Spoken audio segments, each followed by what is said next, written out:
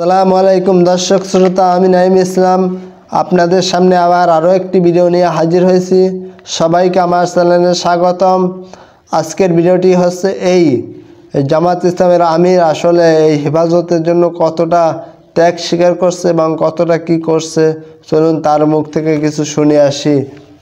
বর্তমান কেয়ারটেকার সরকার গঠনের পরে প্রথম দফা যখন আমাদেরকে ডায়ালগে ডাকা হলো, তখন আমরা লক্ষ্য করলাম যে তিনটা পক্ষকে রাজনৈতিকভাবে ডাকা হলো। প্রথমে বিএনপিকে, এরপরে জামাতকে, এরপরে বাকি অনেকগুলো দলকে একত্রে। আমরা এখানে লক্ষ্য করলাম যে ইসলামিক ব্লক থেকে জামাত ইসলাম ছাড়া কাউকে ইনক্লুড করা হলো। তখন আমি প্রধান উপদেষ্টাকে বললাম যে দেখেন, আমাদেরকে ডেকেছেন, আমরা খুশি, কিন্তু আগামীতে আরও যাদের ত্যাগ কোরবানি আছে, আরও যাদের জীবন গিয়েছে, স্যাক্রিফাইস আছে, এই আন্দোলনের সময় যারা বুক চিতিয়ে রাস্তায় নেমে এসেছিল, তাদেরকে বাদ দিয়ে যদি আমাদেরকে ডাকেন আমরা আসবো কিনা এটা আমাদেরকে চিন্তা করতে হবে। তো তিনি বললেন যে ভাঙ্গে বলেন। আমি বললাম যে ইসলামী আদার পার্টির কথা বলতেছি, হেফাজতের ভূমিকাকে আপনারা একটু খাটো করে দেখেন। এই আন্দোলনের সময় 3টা দিন ঢাকার প্রবেশ পথ সবচেয়ে চ্যালেঞ্জিং জায়গা, এটা তো তারাই ধরে রেখেছিল, কমিউনিটির লোকেরা ধরে রেখেছিল, আমরা সাক্ষ্য দিচ্ছি। তো আপনি এবিসিডি অনেককে ডাকলেন যাদের তেমন কোনো কন্ট্রিবিউশন নেই, কিন্তু এত বড় একটা ব্লককে আপনারা ইগনোর করলেন কীভাবে? উনি বললেন যে কাদেরকে ডাকতে হবে খুঁজেন আপনারা, আমাদের সহযোগিতা চাইলেও আমরা করবো। তো আলহামদুলিল্লাহ ওনারা সহযোগিতা চাইলেন, সেইভাবে প্রথম দফা ইন্ট্রোডিউস হয়েছে, দ্বিতীয় দফা আমাদের আর কিছু বলতে হয়নি। এখন তারা অটোমেটিক্যালি সম্মানের সাথে দাওয়াত পাচ্ছেন, তারা যাচ্ছেন, কথাগুলো বলছেন। আশা করি ভিডিওটি দেখছেন। এখানে আপনারা দেখলেন যে জামাত ইসলামের কতটা উদারতা, জামাত ইসলামের আমির যে কতটা উদার, এটা আপনারা দেখছেন। এইখানে কথাগুলো হলো এই যে 5 তারিখের পর বাংলাদেশের যে একমাত্র সবচাইতে বড় রাজনৈতিক দল, ইসলামী রাজনৈতিক দল, সেটা হলো জামাত ইসলামী, এবং জামাত ইসলামের আমিরকে ডাকা হয়েছিল সেখানে প্রধান উপদেষ্টার সাথে বৈঠক করার জন্য। কিন্তু এই জামাত ইসলামের আমির সেখানে গিয়ে দেখে যে ইসলামী আন্দোলনের পক্ষ থেকে, মানে ইসলামী দলের পক্ষ থেকে তিনি একাই, অন্য যারা ইসলামী দলগুলো আছে তাদেরকে সেখানে ডাকা হয় নাই। তখন এই জামাত ইসলামের আমির দেখে হতভম্ব হয়ে গেছেন এবং তিনি প্রধান উপদেষ্টাকে বললেন যে বাংলাদেশের শুধু আমরাই একাই ইসলামী রাজনীতি করি না, বাংলাদেশে অনেক ইসলামী রাজনীতিবিদ আছে, যেহেতু আমরা আসছি দেখা করতে, এজন্য আমরা খুশি, এবং ভবিষ্যতে যদি আমাদেরকে ডাকা হয় তাহলে আমাদের সাথে যারা ইসলামী রাজনীতি করে অন্যান্য দল আছে, ইসলামী আন্দোলন এবং হেফাজতে ইসলামী, তাদেরকেও ডাকা হোক, এটা তিনি চান। এবং ভবিষ্যতে যদি তাদেরকে ডাকা না হয়, শুধু জামাত ইসলামকে ডাকা হয়, তাহলে তিনি আর সেখানে যাবে না। এই কথা বলছেন কে? আমির সাহেব, আমাদের জামাত ইসলামের আমির।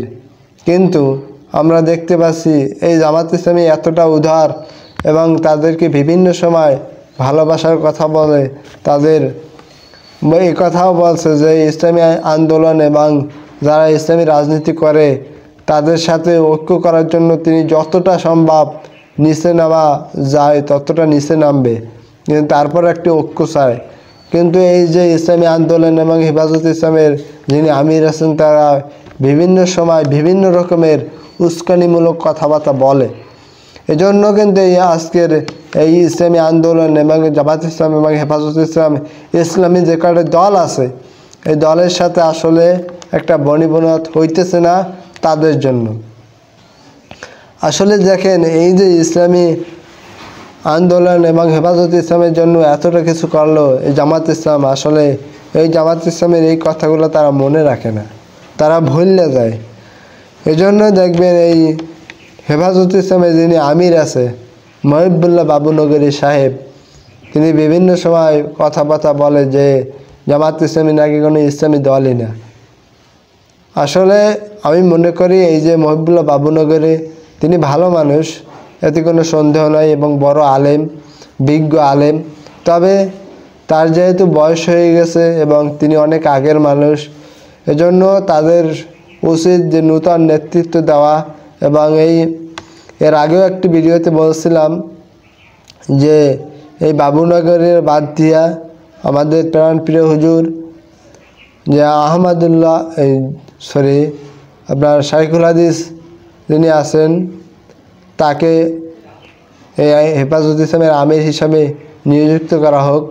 মামুনুল হককে যদি এই আমির হিসাবে নিযুক্ত করা যায় হেফাজতের, তাহলে হেফাজতের সাথে জামাত ইসলামের সাথে একটা ঐক্য করা সম্ভব, কিন্তু নচেত ঐক্য করা সম্ভব না।